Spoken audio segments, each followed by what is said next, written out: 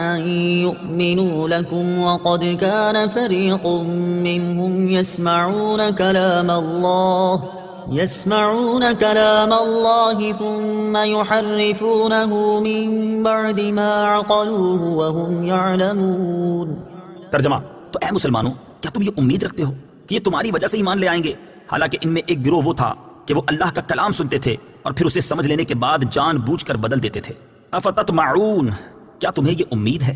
تفسیر صراط الجنان میں ہے، انصار صحابہ کرام رضی اللہ تعالی عنہم کو اس بات کی بہت حرص تھی کہ یہودی اسلام قبول کر لیں، کیونکہ وہ یہودیوں کے حلیف تھے اور ان کے پڑوسی بھی تھے. اس پر اللہ تعالیٰ نے ارشاد فرمایا کہ اے مسلمانوں، کیا تم یہ امید رکھتے ہو کہ یہ یہودی تمہارا یقین کریں گے یا تمہاری تبلیغ کی وجہ سے ایمان لے آئیں گے؟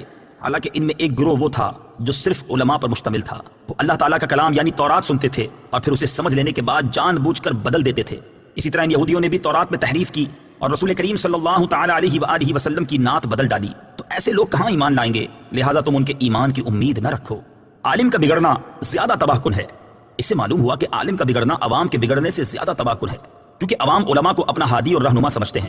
وہ علماء کے اقوال پر عمل کرتے اور ان کے افعال کو دلیل بناتے ہیں، اور جب علماء ہی کے عقائد و اعمال میں بگاڑ پیدا ہو جائے تو عوام راہ ہدایت پر کس طرح چل سکتی ہے؟ اور کئی جگہ پر شاید یہ عالم کہلانے والوں کی بد عملی کا نتیجہ ہے کہ آج لوگ دیندار طبقے سے متنفر ہو رہے ہیں اور ان کے خلاف اپنی زبان طعن دراز کر رہے ہیں. اعلیٰ حضرت امام احمد رضا خان علیہ رحمۃ الرحمن نے فرمایا، ائمہ دین فرماتے ہیں، اے گروہ علماء، اگر تم مستحبات چھوڑ کر مباحات کی طرف جھکو گے تو عوام مکروہات پر گریں گے.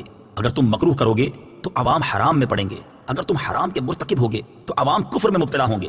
یہ ارشاد نقل کرنے کے بعد فرمایا، بھائیو، للہ اپنے اوپر رحم کرو. اپنے اوپر رحم نہ کرو تو امت مصطفیٰ صلی اللہ تعالی علیہ وسلم پر رحم کرو. چرواہے کہلاتے ہو، بھیڑیے نہ بنو. وَإِذَا لَقُوا الَّذِينَ آمَنُوا قَالُوا آمَنَّا وَإِذَا خَلَا بَعْضُهُمْ إِلَى بَعْضٍ قَالُوا أَتُحَدِّثُونَهُم بما فتح الله عليكم ليحاجوكم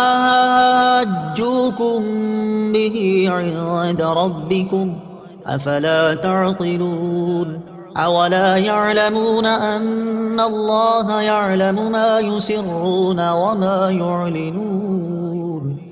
ترجمہ: اور جب یہ مسلمانوں سے ملتے ہیں تو کہتے ہیں کہ ہم ایمان لا چکے ہیں، اور جب آپس میں اکیلے ہوتے ہیں تو کہتے ہیں کیا ان کے سامنے وہ علم بیان کرتے ہو جو اللہ نے تمہارے اوپر کھولا ہے تاکہ اس کے ذریعے یہ تمہارے رب کی بارگاہ میں تمہارے اوپر حجت قائم کریں. کیا تمہیں عقل نہیں؟ کیا یہ اتنی بات نہیں جانتے کہ اللہ جانتا ہے جو کچھ وہ چھپاتے ہیں اور جو کچھ ظاہر کرتے ہیں. وَإِذَا لَقُوا، اور جب وہ ملتے ہیں. تفسیر صراط الجنان میں ہے، حضرت عبداللہ ابن عباس رضی اللہ تعالی عنہما فرماتے ہیں، یہودی منافق جب صحابہ کرام علیہم رضوان سے ملتے تو ان سے کہتے کہ جس پر تم ایمان لائے اس پر ہم بھی ایمان لائے. تم حق پر ہو اور تمہارے آقا محمد مصطفیٰ صلی اللہ تعالی علیہ وسلم سچے ہیں. ان کا قول حق ہے. ہم ان کی نعت و صفت اپنی کتاب توریت میں پاتے ہیں. جب یہ اپنے سرداروں کے پاس جاتے تو وہ ان منافقوں کو ملامت کرتے ہوئے کہتے، کیا تم مسلمانوں کے سامنے ان کے آقا محمد مصطفیٰ صلی اللہ تعالی علیہ وسلم کے بارے میں وہ باتیں بیان کرتے ہو جو اللہ تعالیٰ نے تمہاری کتاب میں بیان فرمائی ہیں، تاکہ وہ اس کے ذریعے دنیا و آخرت میں تمہارے اوپر حجت قائم کر دیں کہ جب ہمارے آقا محمد مصطفیٰ صلی اللہ تعالی علیہ وآلہ وسلم کا نبی برحق ہونا تمہاری کتابوں میں موجود ہے تو تم نے ان کی پیروی کیوں نہ کی؟ کیا تمہیں عقل نہیں کہ تمہیں یہ کام نہیں کرنا چاہیے؟ اس سے معلوم ہوا کہ حق پوشی اور سرکار دو عالم صلی اللہ تعالی علیہ وآلہ وسلم کے اوصاف کو چھپانا اور ان کے کمالات کا انکار کرنا یہودیوں کا طریقہ ہے.